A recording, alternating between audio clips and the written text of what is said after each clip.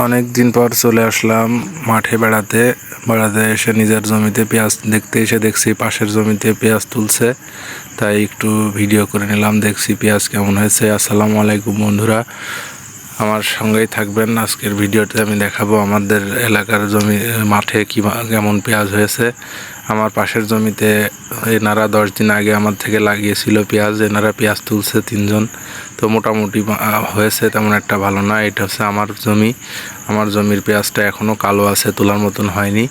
তো আমি আমার জমিতে মিষ্টি কুমড়া লাগিয়ে দিয়েছি। পেঁয়াজটা উঠানোর পরে মিষ্টি কুমড়া একটু পরিচর্যা করব। তো আমার পেঁয়াজটাও ভালো হয়নি, কারণ আমার একটু নাবিতে ভালো হয়েছে পেঁয়াজ। নাবি পেঁয়াজ আসলে তেমন একটা ভালো হয় না, কারণ অনেক সময় যদি একটু বৃষ্টি হয় বা আর্দ্রতা ভালো থাকে, শীত বেশি পড়ে, তাহলে পেঁয়াজটা ভালো হয়। তো এবার শীত অনেক কম পড়েছে, তো তারপরে কালার ভালো। আমার পেঁয়াজটা একটু ঘন করে লাগিয়েছিলাম। গতবার পেঁয়াজটা খুবই ভালো হয়েছিল এই জমিতে। এবার দেখছি ওই রকম হয়নি, মিডিয়াম সাইজের হয়েছে। মিডিয়াম সাইজের হলেও বেশ হবে, বিঘাতে 50 মণ হারে হবে। আসলে ভালো পেঁয়াজ হলে পরে 70-80 মণ পর্যন্ত পেঁয়াজ হয়। তো আমার পেঁয়াজটা সেই রকম ভালো হয়নি। এখনও 15 দিন যেহেতু টাইম আছে, 15 দিন পরে আমি এই পেঁয়াজটা তুলবো। তো আপনাদেরকে দেখাচ্ছি যে আমার পেঁয়াজটা কেমন হয়েছে। আমার জমিতে প্রচুর পরিমাণে কালি হয়েছে। কালির পেঁয়াজগুলো আমি তুলে বাড়িতে নিয়ে যাচ্ছি। আজকে ছেলের আম্মু বলছে যে পেঁয়াজ নেই বাড়িতে, তাই পেঁয়াজ তুলতে আসলাম। কালির পেঁয়াজগুলো বেছে বেছে তুলছি। অনেক কালি হয়েছে, এত কালি আসলে তোলা সম্ভব না। আমার মাজায় একটু সমস্যা, এই জন্য আমি আমু দিয়ে তুলতে পারি না। তো আমি হেঁটে হেঁটে চারিদিকে দেখছিলাম যে কেমন হয়েছে পেঁয়াজ। তো সবার পেঁয়াজই পড়ে গেছে দেখছি আশপাশের। আমার পেঁয়াজটা খাড়া আছে, আমি নিয়মিত স্প্রে করছিলাম, ওই জন্য গাছগুলা এখনও খুব ভালো আছে। কিন্তু অতিরিক্ত খরার কারণে, রস না থাকার কারণে পেঁয়াজ কম নামছে। আমি কিং পেঁয়াজ লাগিয়েছিলাম। কিং পেঁয়াজের একটু পানি বেশি লাগে, কিন্তু এখানে পানির খুব সংকট। যদি হালকা বৃষ্টি হয়ে যেত তাহলে পেঁয়াজটা অনেক ভালো হতো। তো বৃষ্টি না হওয়ার কারণে আরেকটা লাভ হবে, সেটা হচ্ছে আপনার পেঁয়াজের কালারটা ভালো থাকবে। এই পেঁয়াজ চাতালে রাখলে 7-8 মাস অনায়াসে রাখা যায়। তো হয়তো এই যদি বাজার বাড়ে, আমি ছাতালে সংরক্ষণ করে রাখবো। বাজার বাড়লে তখন লাভ হবে, আর যদি না হয় তাহলে লস হবে। দেখতে পাচ্ছেন আমার পেঁয়াজের কালারগুলো এরকম হয়েছে। এইগুলা সবই কালির পেঁয়াজ, মিডিয়াম সাইজের পেঁয়াজ। গতবার এর চেয়ে অনেক ভালো হয়েছিল, পেঁয়াজ ডাবল হয়েছিল।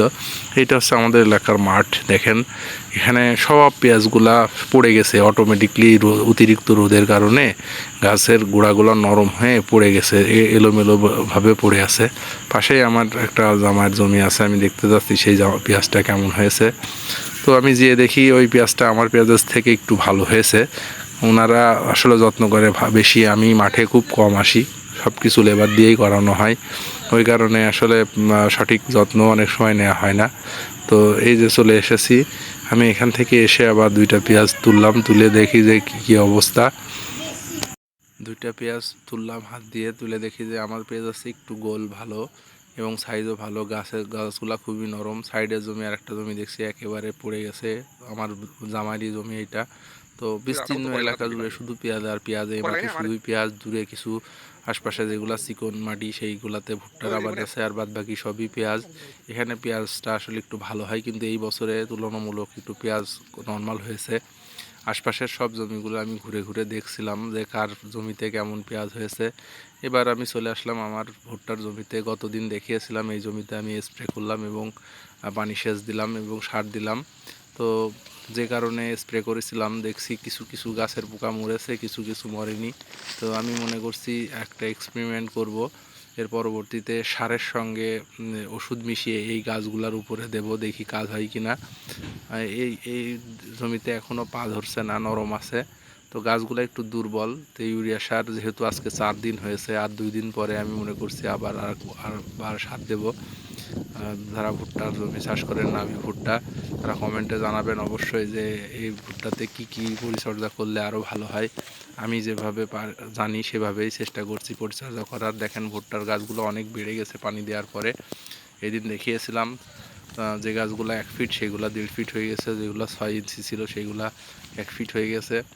তো গাছ ভালোই লাগছে, তারপরেও একটু কটা আছে। আমি ভাবছি কিছু ইউরিয়া এবং ওষুধ দিয়ে দেবো যাতে পোকাগুলো মরে।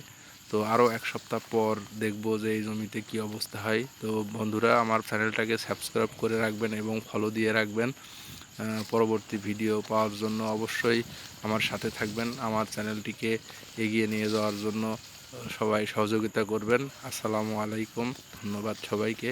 পরবর্তী আপডেট ভিডিও পাওয়ার জন্য আমার সাথেই থাকবেন।